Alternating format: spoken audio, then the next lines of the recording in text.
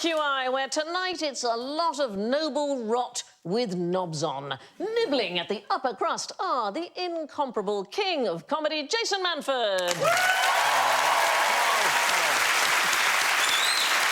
The quintessential queen of quips, Sara Pascoe.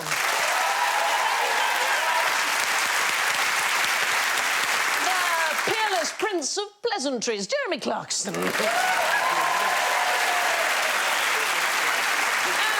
And lordy, lordy, it's Alan Davis.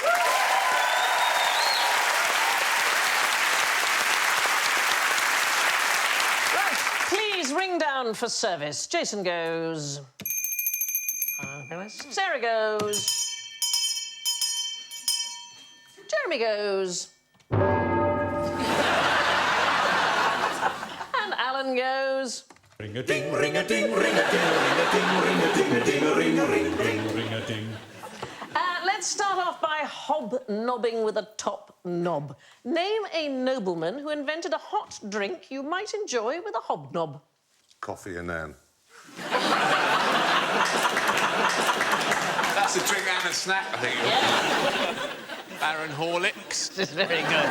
Hobnobs, of course, are an imposter, and no nobleman would have had a hobnob. No, that is true. They have the air of a classic. They do, and yet it's a but PR actually, they're a invention. kind of 70s hallucination. OK, so this hot drink is also a kind of PR invention, which we call by the name of a lord, but it isn't really. Earl Grey. Earl Grey. It is Earl Grey. It is a black tea which has been flavoured with bergamot oil, and it is named after Earl Grey. Almost certainly nothing to do with it, even though I think it continues to say so on the packaging. That What about Lady Grey? I like Lady Grey. Yeah, that's lovely, that one. Well, you and me both, but... It's not a euphemism, it's an actual tea. Oh, I see. So, yes. I'm not into Earl Grey. Why is that? It's like someone's melted some potpourri and like in a cup. The fact it smells exactly like it tastes is weird. Yeah. You do know you're drunk at a party if you're eating the potpourri, don't you? You just think, well, let's... Potpourri. He started this. Potpourri? Potpourri, so it said, doesn't it? Oh, right, Jess? there's another pronunciation. I'm going to say of it. potpourri. Oh, I see. Yeah. Potpourri. Yeah, I don't know. We don't have it in our house. But do you know why it's been named after Earl Grey? I have no idea. No, and indeed that is correct. He insisted. No, he was probably dead 40 years when somebody first came up with it. Oh, like Jesus.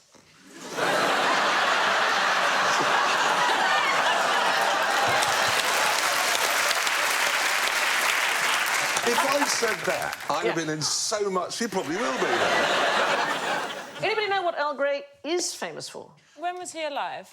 Well, I can tell you when he was in government, which is from 1830 to 1834. Was it a law? Was it a movement? Peel- It is a law. It's a law. It is a law, Okay, yeah. so 1830. 1832, there was an important law. What was that one? What was that one, Jeremy? In 1830... Corn that what laws, it's called? repealing the corn It's laws. the Great Reform Act. That's it. It's the Great Reform Act. Yes. The Great Reform Act of 1830. Yes, so reforming government extended the right to vote and got rid of the rotten boroughs when there were maybe only 9 voters returning a member of Parliament, so it helped to re-establish the authority of Parliament, but it was also that he led the most nepotistic government in British history, OK? It was described as the most aristocratic administration that has ever been formed. All but one of his 13 cabinet members were either peers or heirs to a peerage, and in the lower ranks, large numbers of his own family. Did they call it 50 Shades of Grey? They should have done. They would have been ahead of the game. And pretty sexy. I know. But tea, of course, the great British cure-all, and there are some historians who consider that tea ought to take credit for the fact that the Industrial Revolution happened first in Britain. Why might that be? Why Caffeine. For keeping you awake? No, it's not that. What was the question? No, I was. I'm a bit deaf. So glad you joined us. You're mocking the afflicted. Not at all. That's darling. my job. Some historians take a view... Yeah. It's last Tuesday. There are historians who take a view that tea is responsible for the Industrial Revolution. Now, why might it be? Why might tea be... Determination to get tea here quickly. No. So industrialisation, what happens is you get a concentration of the population in cities, and that usually leads to epidemics. However, in Britain, the health got better rather than worse in because cities. they were boiling the water. Because they were boiling the water Didn't to have the drink germs. tea. Exactly right. So other foods associated, I don't know, more or less plausibly with eponymous nobles? Baron Kit Kat. The Baron Kit Kat sounds like one without chocolate on it, doesn't it?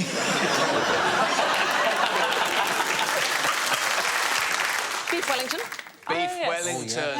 Good one. Which I find too rich. Do anybody like beef Wellington? I like it, me. Do you? Yeah, we didn't get it much at school, Did you not? but I've grown into the taste, yeah. Battenberg cake, which was created especially for the marriage of Prince Louis of Battenberg in 1884. Are we looking for titled people who give their names to food? Well, yes, that would be ideal. Wellington. I will catch up with you in about 5 minutes. It's a new thing. Honestly, have you tried being deaf? It's bloody difficult. You can't... I don't know Sorry? why... It is. Just put your fingers in your ears and it's all just like I'm underwater. When you lean forwards like that, then I can stay in tune. If you say so. Anyway, moving on. One way to get a good job is to be a nobleman's nephew. But how can you improve your job prospects by getting nicked? Is this Duke of Marlborough type stuff? No, not particularly. We have to think about other words for... Oh, so if you're trying to get a job and it would be good if you got nicked, maybe the job is, like, testing how sharp paper is. OK. And are people going to get paper cuts? Like, that would meaning be, of nicked. That would be a great job. Yeah, you just, I would like, work that. with paper all day, like, those ones are too sharp. Yeah. That one's lovely. Yeah. What about when you lick an envelope and cut your lip? Oh, yeah. That would be, like, for the boss person to do that one with tongues Get like involved. half your face falls off. Yeah. OK, weirdly... That's how the Joker got like that. Weirdly, Like an envelope accident. you are in the right area Excellent. of cutting your face. Shaving. Shavers. No. Razors. Barber. No, it's nothing to do with shaving. It is, until the Second World War, the tradition of dueling with swords was absolutely woven into the fabric of life for the higher echelons of society. We are talking about the German-speaking world, actually, to be specific. And the professional classes, they wore the resulting scars on their cheeks as badges of honour. And even today, there's about 160 student dueling clubs. We can have a look at them fighting here. So one of the things is you mustn't move. You're not allowed to move your feet at all. You have to keep your left hand behind... Are they beekeepers or...? But they're a bit like Freemasons. And so the old boys of these dueling clubs, they absolutely dominate lots and lots of the jobs in big business. And you can see it's very ritualised, and they have these extraordinary get-togethers. They sing patriotic songs, and they have such prodigious beer-drinking contests that they have special puking basins. Is this before the fight? I'm very much hoping it's afterwards. I very much That would be hope great. it's- Drunk dueling, I'd Yeah. like to see that. I think you did that on about Series 16 of Top Gear, didn't you? There were terrible injuries. 1566, the Danish astronomer Tycho Brahe lost his nose to a fellow student. Sorry, he was an astronomer. He was a famous Danish astronomer, so I'm trying OK. on each show, Jason, to Yeah. put in a random Scandinavian I like that. fact. That's good. Which I call my Randy Scandi. And he lost his nose and he had to wear a brass prosthetic for the rest of his life. Brass? Brass, yeah. You'd look a bit ridiculous going through airport metal detectors. Yeah, that's right. They couldn't get a better nose replacement than brass, but they were aeroplanes. Yeah. But why did they fit a brass one? It's a talking point, isn't it? Well, They had actually- chewing gum in those How days. did they No, fit it? there was an adhesive, but he is said to have had a green line on his face where the adhesive... And it's possible he also had a special gold or silver one for parties. He's an interesting guy because he was really concerned about the look of things, and it is possible that he died from extremely good manners. So, 1601, he was at a banquet, and it wasn't the thing when you were at a banquet to excuse yourself to go and wee, and he may or may not have died of a burst bladder. It is possible. Or maybe he was doing coke. Again... Which would probably be really tricky with a brass nose. Yeah. I think I'd have denim. Or gingham for parties. Yeah. Yeah, like kitchen curtains. There's a hole! Oh, you'd have a miniature sword.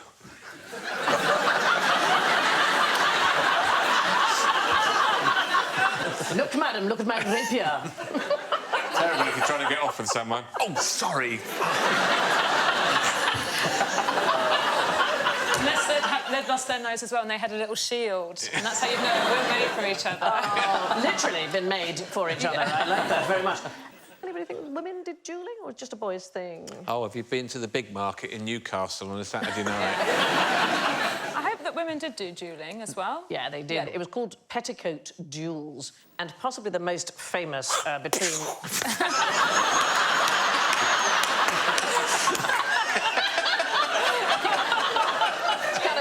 It's kind of snatch and grab.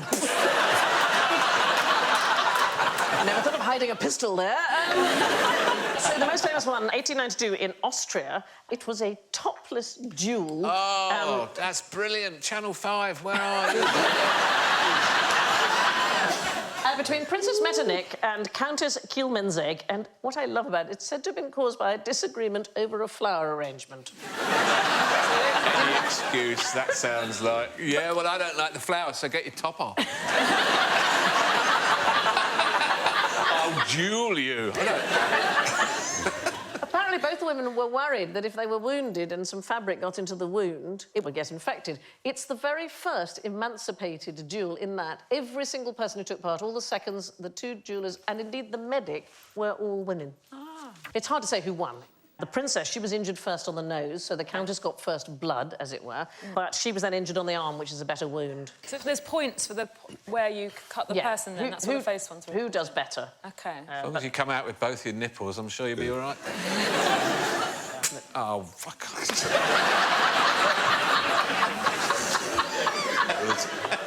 Milk everywhere. Boobs aren't full of milk. That's not why we have... That's not... Do you suppose that there's milk all the time? So we've got a baby in the house, there's milk. Boobs are sometimes full of milk. OK. Possibly not those four. Perhaps they weren't at the time of the duel.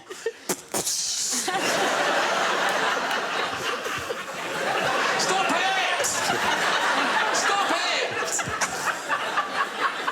You are perforated! I often wonder how we get to where we do.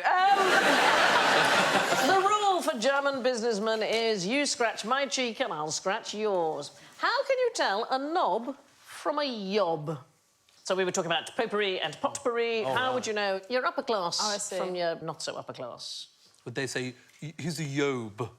There's a noob and a yob. It is absolutely to do with what you say. So in 1954, there was a linguistics professor at Aston University in Birmingham called Alan Ross, and he devised the terms you and non-you to distinguish speech patterns of the English upper classes and what we unfortunately call the lower social strata.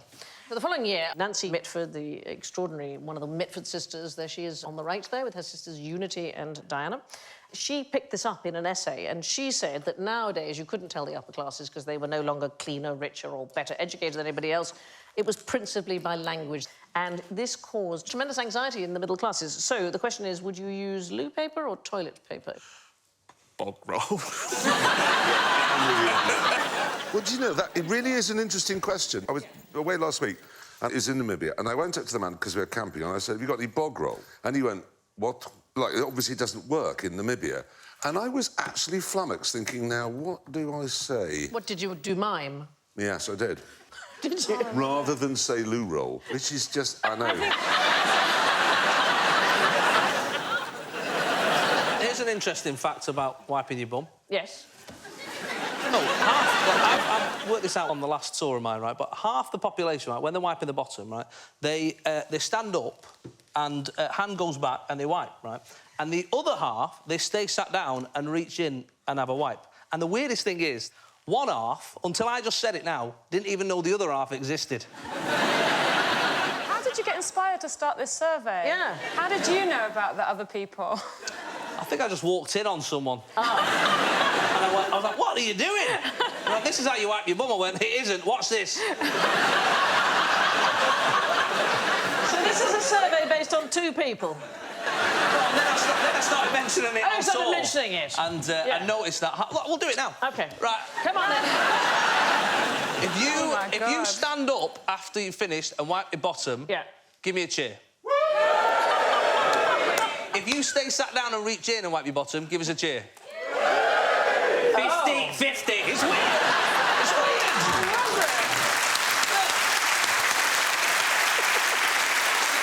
I did think it was 50-50. I thought the ones who sit down were slightly camper noise.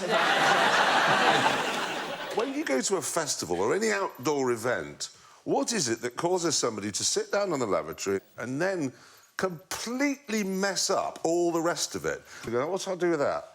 I'll throw that on the floor, then I'll completely unravel all the rest of the bog, and then somehow I'll get all that blue stuff all over the seat. Do you think, do you do that at home? I mean, how do you...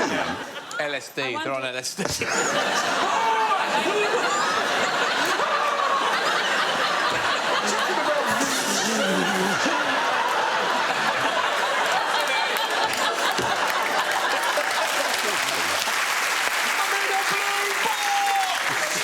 I'm more suspicious. I think they might have known that you were behind them in the queue.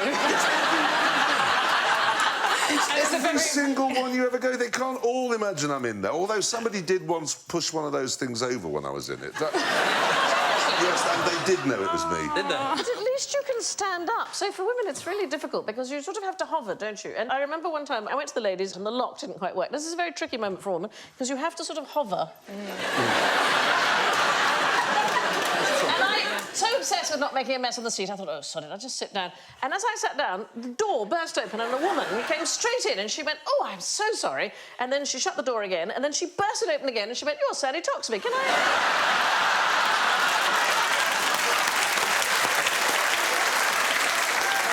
Give us a minute. Anyway, moving on. What's so darn shocking about this map? Is darn important? Darn's very important, yes. So it's something to do with knitting? Knitting? No, not Weaving. that kind of darn, where in the United States, what might darn be for? Darn. Darn. People who say darn. Yes, people who say darn. It's a euphemism for damn from 1781, and this is its jizz score, OK? It's statistics, people, OK? There was an analysis done of 9 billion words 9 billion in American ejaculation. tweets. Blue is bad, but orange is really bad.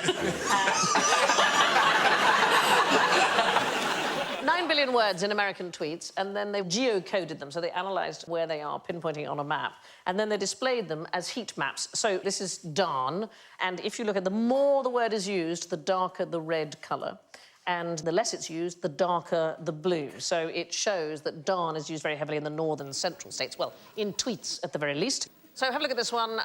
What word do you think this map represents? There's another American swear word. Golly. You're close, it's gosh. Gosh. It's gosh. Puritan. So heavily used around Texas, you can see where the red is, and hardly at all up in New England. They don't use gosh very much. I quite like that. I like these ones. Is this words that people use when they jizz? Is that what it is?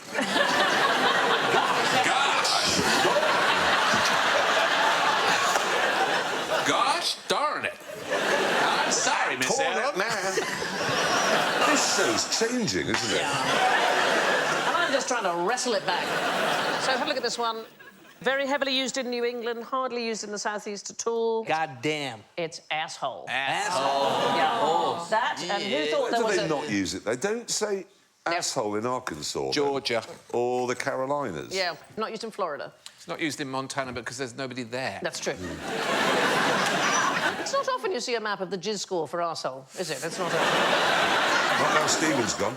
No. So here's the question is, do you think that people who swear a lot are more articulate or less articulate? More. Why? Because they've got more words. That's exactly right. That's exactly right. Wank and bloody and things like that. People who don't swear haven't got those words. You were doing so well, and now you're going to hardly appear in the programme at all.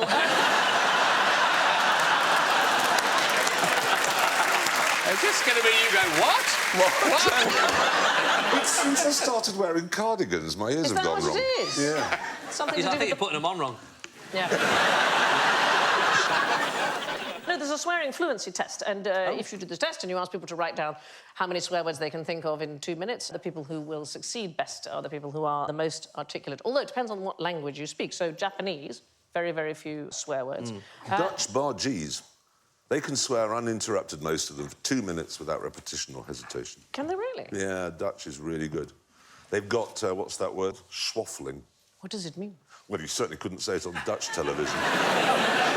It means to bang your penis against the Taj Mahal.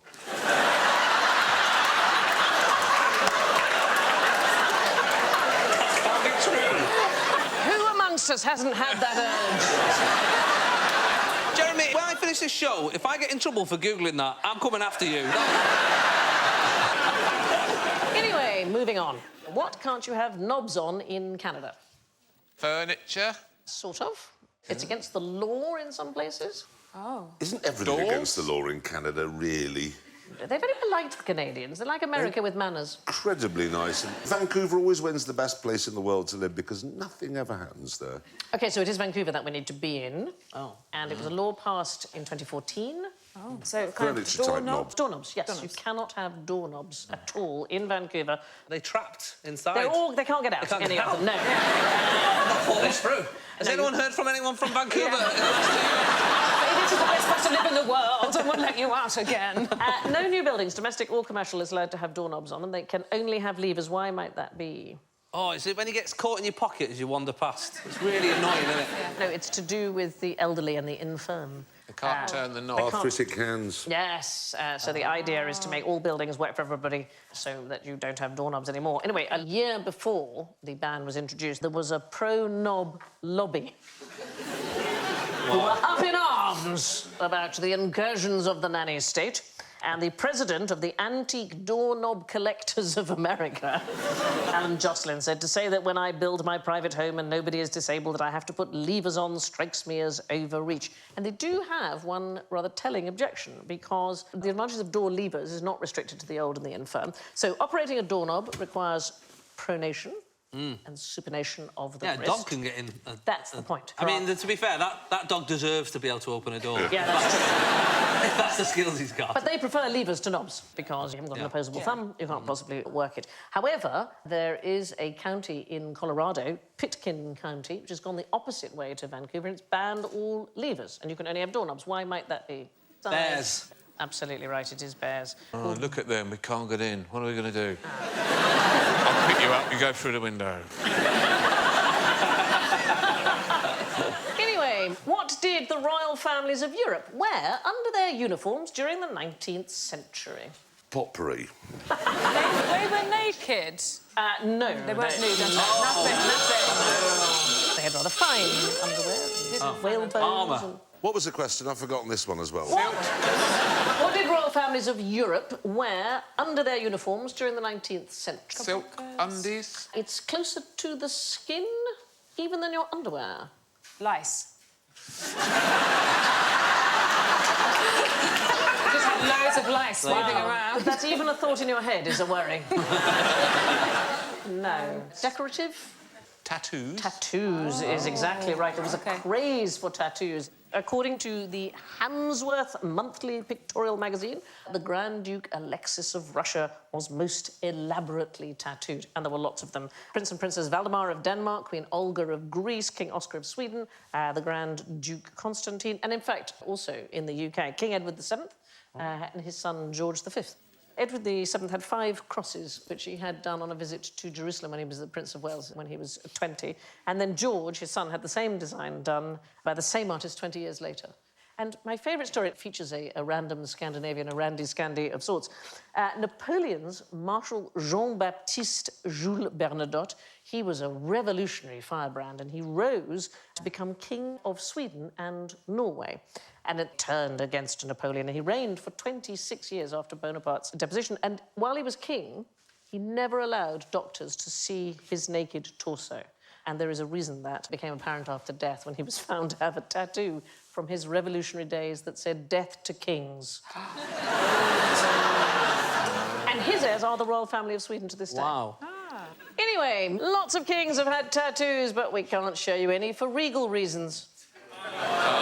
All right, that's enough. Thank you.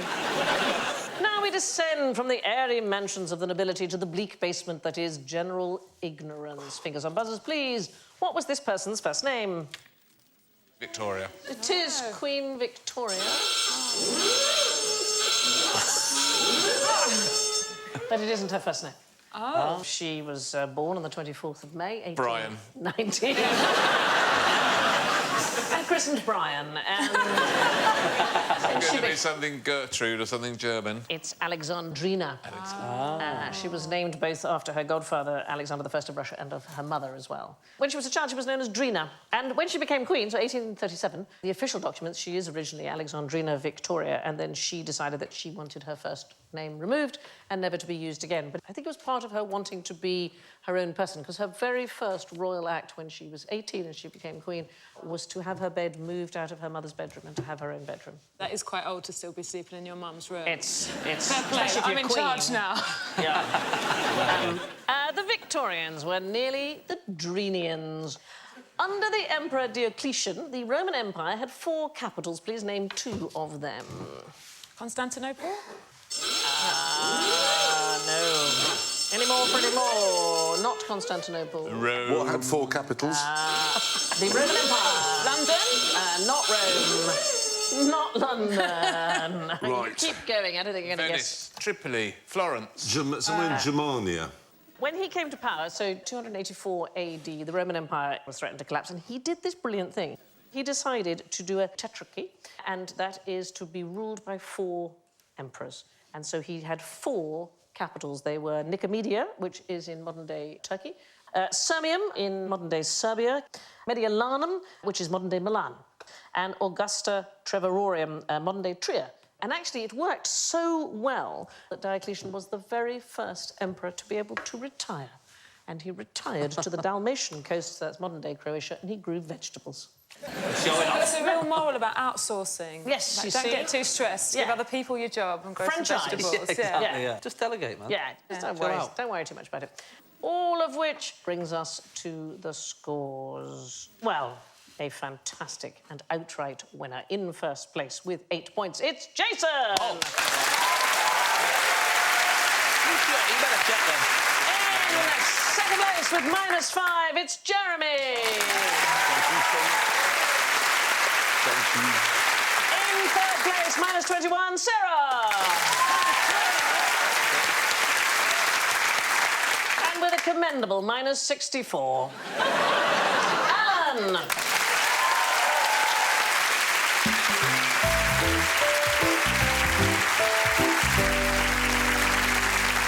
It only remains for me to thank Sarah, Jason, Jeremy and Alan. And finally, in case you're feeling envious of the nobility, spare a thought for Lord Ivy. The head of the Guinness family in the 1980s was injured in a traffic accident in Dublin and taken to hospital.